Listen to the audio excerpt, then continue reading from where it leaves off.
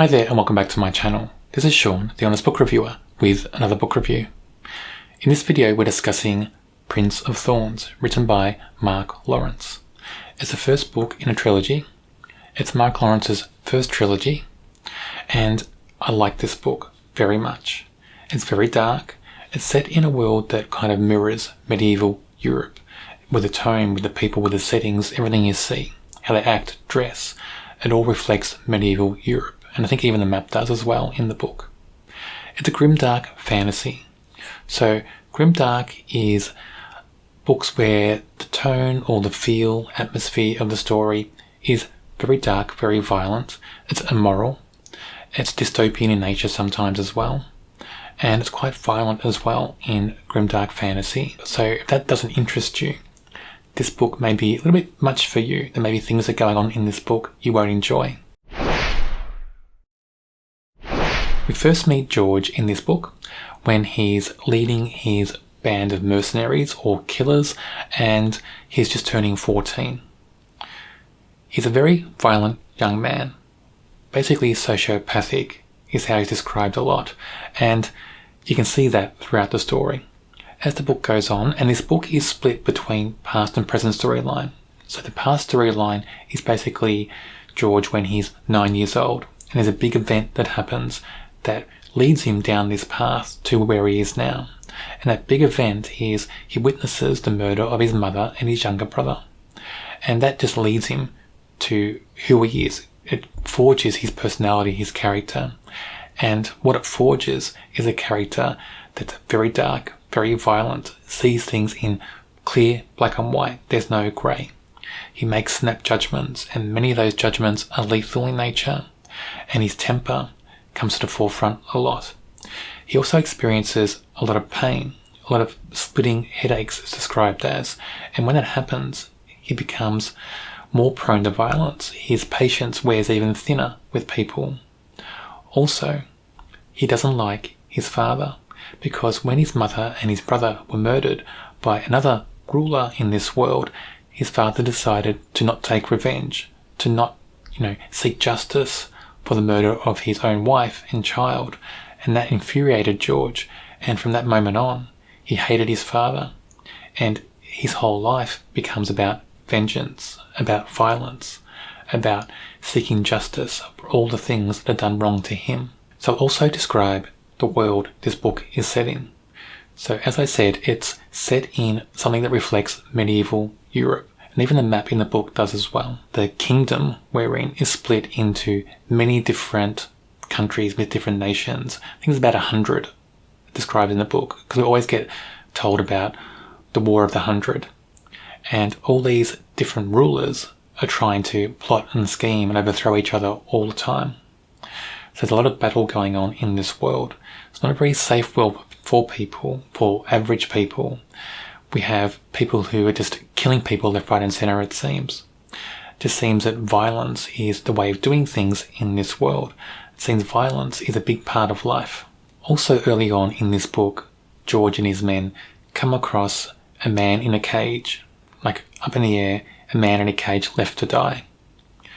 George recognises him as being a priest he knew as a child, so a priest in the kingdom he grew up in.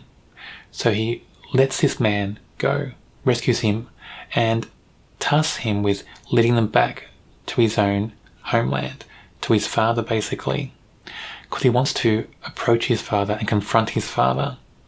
He wants to know why his father won't take revenge. It seems like the whole point of that journey home is to find a way to take vengeance, possibly on his father, but also seek permission to get vengeance against the people who killed his mother and brother. At this point, we also learn that his priest was sent out into the world to prove that George is dead. And that infuriates George as well, because he realises now his father doesn't want him at all.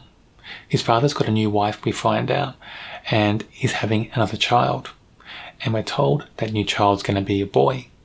So it seems like his father wants George out of the way to clear the way for succession for this new son. And this really anchors George and puts into motion some other schemes he has. And we know those schemes are going to be deadly and violent for somebody. We don't know the full vision of those schemes yet, but we can kind of guess just by the character that George is. When George returns to his home, his kingdom, it's not a very pleasant homecoming for him. His father openly despises him. The stepmother and stepmother's sister despise him as well. And we also meet this kind of mage in the kingdom who's working for his father. And this mage seems to have the power to put people to sleep and also invade people's dreams. And he tries that on George a couple of times in the book. And I won't go into too much detail about these mages, but there seem to be a few around in this world, and they seem to have their own motives for doing things, their own schemes going on, and they seem above the schemes of ordinary people in this world. And we learn little bits and pieces about that in this story. So I won't give anything about that away in case you've not read this book, but just bear in mind there's so many different layers of intrigue going on in this book, as well as all the violence and all the dark things happening, all the tension, suspense between characters and with events, the action that goes on as well.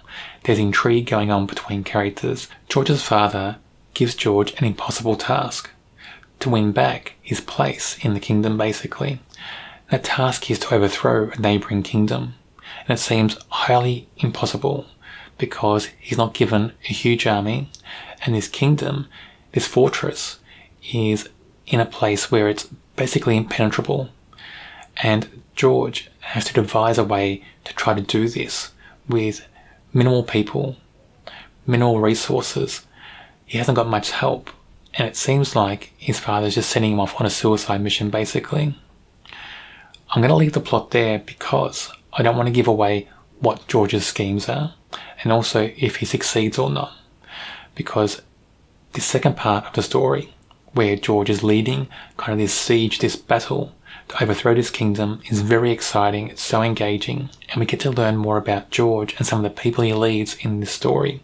And we also learn more about the mages in the world in this part of the story as well. This book is just amazing in my eyes. There are so many things going on in this story. It's a perfect example of a Grimdark fantasy. We see this world through George's eyes. Because we see it through his eyes, we're biased towards how he sees things, of course. And of course he sees things in black and white detail. We see that the world is violent, but he's okay with that. He welcomes violence, he embraces it. He becomes violent in a way in this book. So all the things that happen, that are violent, that are dark, that some people may say evil, they're okay with him. And we get a different slant on how we see things in this world through his eyes. Also, we get to learn more about the world through his eyes as well, through different objects he sees or holds, through things he also sees and experiences through the book. We have questions about these people called the builders that may have been around at some stage.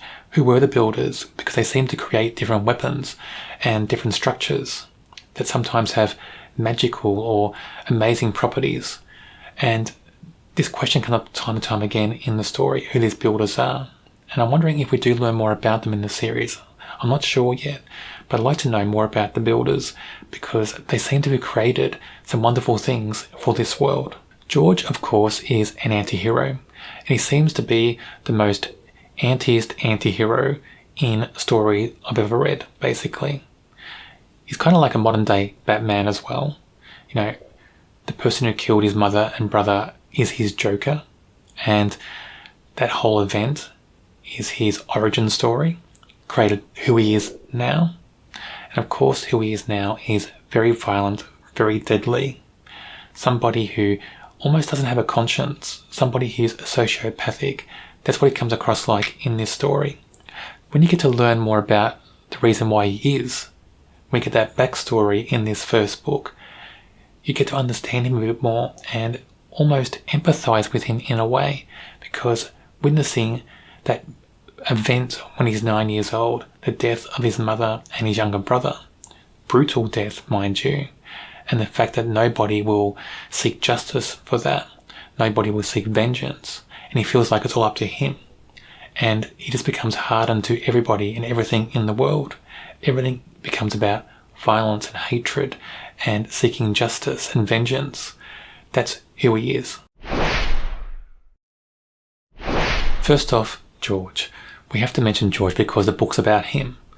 The book's through his eyes, and the point of view we get is George in this book. He is an anti-hero, of course, and he's like Batman, and the person who killed his mother and brother is his Joker, and that's his whole origin story. We get his origin story in this book as well. We get to understand why he is like he is, and how he became the leader of this group of people, these mercenaries or killers, whatever you want to call them. He's interesting because he seems to have one purpose. That one purpose is to seek vengeance by any means necessary, and also just to get ahead. He's got a plan, I think, an overall plan, and we don't know what that overall plan is at the moment. But once he has a task in mind, he sets about achieving that task, about completing it, and he doesn't care what he has to do that. He'll do anything, it seems, to complete his task. He'll be as violent as he needs to be. He'll destroy anything he needs to destroy. He'll kill anybody he needs to kill. He'll do anything to achieve his goals. Despite all that, despite the fact that he comes across as so sociopathic, despite the fact that he comes across as a little bit evil in this book, you can't help but get behind him and want him to succeed, because it's written in that way. It's written in a way that you want to get behind him. And I think that's the true mastery of this story. The story makes you care about this character that doesn't care about anybody else. Macon is a member of this group, this brotherhood that George leads in this story. And Macon used to be the captain of the Ankarth Imperial Guard. And Ankarth is the kingdom that George grew up in, his father's kingdom. Macon is interesting because sometimes he seems to temper George's emotions. He becomes George's conscience sometimes in this story, it seems. And when he's there, sometimes George leans on him. And we see that a few times in this story. Sometimes I wonder if Macon thinks that George is going too far. And I get that impression sometimes just by how Macon's perceived by George at different moments in this book. But I also get the impression that Macon will follow George to the ends of the earth and do whatever he's asked to do. So I get different things going on with Macon in this story. But he's an interesting character, he's intriguing, engaging, and I do like Macon in this story. Sagius is the mage that's working for George's father. And Sagius is described as having tattoos all over his body. They seem to move, they seem to swirl on their own. And his special skill, or one of his skills, is putting people to sleep and also invading their dreams. And George's father uses Sagius to put people to sleep that he wants to be put to death, basically. He wants hunted and put down. And that's one of the things is described in this story about Sagius. But there's other things going on with this character. We do learn something's going on with mages in this story. We learn that mages have their own agendas. Are they working together? Are they working separately? That's a question mark in this book, I think. I think we see both things happening in this book. And I want to learn more about Sagius and about the mages in general, because they seem to have their own motives and own agendas in mind. Prince of Thorns, the first book in the Broken Empire trilogy, is amazing. I loved everything about this story. Yes, it's violent. Yes, it's dark. Yes, it's very gritty. Yes, it's very gory. But that's Grimdark. That's Grimdark fantasy. And if you're not sure you like Grimdark fantasy, I mean, give this a go.